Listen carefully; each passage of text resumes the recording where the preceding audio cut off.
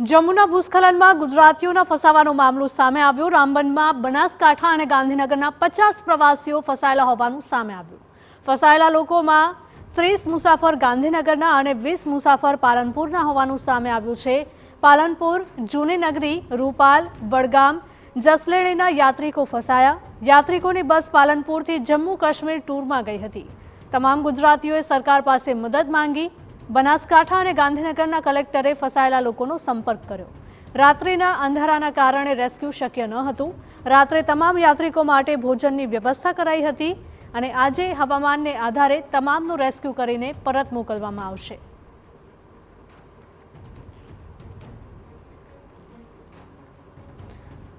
તો જમ્મુ કાશ્મીરમાં ભૂસ્ખલન થયું છે, જેમાં અનેક લોકો ફસાયાના સમાચાર સામે આવી રહ્યા છે, જેમાં બનાસકાંઠા અને ગાંધીનગરના 50 જેટલા પ્રવાસીઓનો સમાવેશ થાય છે।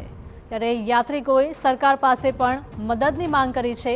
બનાસકાંઠા અને ગાંધીનગરના કલેક્ટરે પણ ફસાયેલા લોકોનો સંપર્ક કર્યો હતો અને તેમને જલ્દીથી ગુજરાત વતન લાવવા માટે પણ પ્રયાસો કરવામાં આવી રહ્યા છે। તો ફસાયેલા ગુજરાતીઓએ પોતે સુરક્ષિત હોવાની માહિતી આપી અને તંત્ર દ્વારા ભોજન અને પાણીની વ્યવસ્થા કરી હોવાની પણ વાત કરવામાં આવી।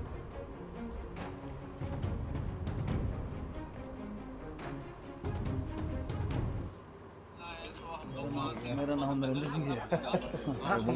हाँ सर, में चलते जाएंगे, पैदल चलेंगे। अच्छी बात, वीडियो बना रहे हैं। सही है, दिखाएंगे और सुबह में सबको में सही सलामत लाइट में कराएंगे पूरा। बच्चे ले लो। हाँ, लाइट તો જમ્મુમાં કયા કયા ગુજરાતીઓ અટવાયેલા છે તેમના નામ પણ સામે આવી રહ્યા છે। દિસંગ ધારવા, જેમની ઉંમર 8 વર્ષની છે, જેઓ પાલનપુરથી છે। રેવા વણકર, કે જેઓ પણ પાલનપુરથી છે। રમીલા વણકર, રત્ના મકવાણા, અને આ જે લિસ્ટ આવી રહ્યું છે, જેટલા પણ નામ છે તે ફક્ત TV9 ન્યૂઝ પાસે જ સામે આવી રહ્યા છે નામ। ઇન્દિરા મકવાણા, કે જેમની ઉંમર 62 વર્ષની છે, તેઓ પાલનપુર છે। કિરીટ કુમાર, કે જેઓ પણ પાલનપુરથી છે। હિરલ વણસેલા, જ્યોત્સના મકવાણા, કે જેઓ બંને પાલનપુરથી છે। પ્રવીણ કુમાર પાલનપુરથી છે।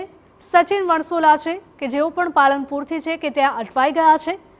કેતન વણસોલા, વસંત વણસોલા, આ બંને પાલનપુરથી છે। ચંદ્રકાંત સાલ્વી, ઉંમર 62 વર્ષ, તેઓ પણ પાલનપુરથી છે। ત્યારે વાલીબેન સાલ્વી, તેમની ઉંમર 58 વર્ષ છે, જેઓ પણ પાલનપુરથી છે। દિંગત કુમાર, ઉંમર 40 વર્ષ, પાલનપુરથી છે। હિંદાબેન પરમાર, જેમની ઉંમર 36 વર્ષની છે, જેઓ પણ પાલનપુરથી।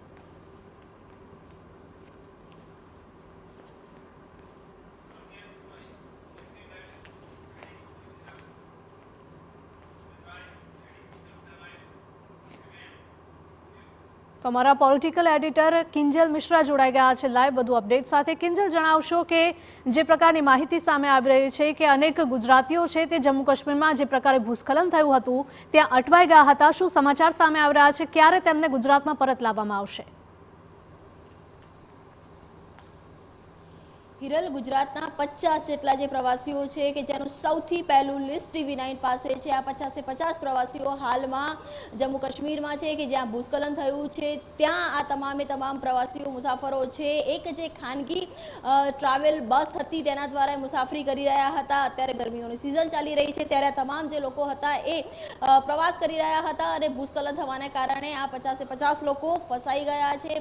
તમામ જે 50 લોકો છે તેની સાથે TV9 પર સંપર્ક કરવાનો પ્રયાસ છે, તેમના પરિવાર સાથે સંપર્ક કરવાનો પ્રયાસ છે તે કરી રહ્યા છે। સૌથી વધારે જે કહી શકાય કે બનાસકાંઠા અને ગાંધીનગરના પ્રવાસીઓ હોવાનું અહીંયા જોવા મળી રહ્યું છે અને તેની સાથે જ વાત કરવામાં આવે તો કેટલાક લોકો મહેસાણાના પણ હોવાનું અહીંયા જોવા મળી રહ્યું છે। પરંતુ ચોક્કસ આખી જે બસ હતી એ જે કહી શકાય કે શંકરાચાર્ય મંદિર, પહેલગામ, કતરા, તેની સાથે સોનમર્ગ, ગુલમર્ગ સહિતના જે તમામ વિસ્તારો છે કે જ્યાં ટ્રાવેલ થઈ રહ્યું હતું અને ત્યાં કાશ્મીરમાં આ જે ઘટના હતી ગઈકાલે બની હતી। જો કે આર્મીની એક બટાલિયન છે તે પણ ત્યાં તૈનાત કરી દેવામાં આવી છે એવું ગુજરાત સરકાર દ્વારા પણ ગઈકાલે મોડી રાતથી સતત સંપર્કની અંદર ત્યાંની સરકાર સાથે રહેવામાં આવી રહ્યું છે। તેની સાથે જે પોલીસ જે IB છે તેના દ્વારા પણ ત્યાં સતત સંપર્ક છે તે કરવામાં આવી રહ્યો છે।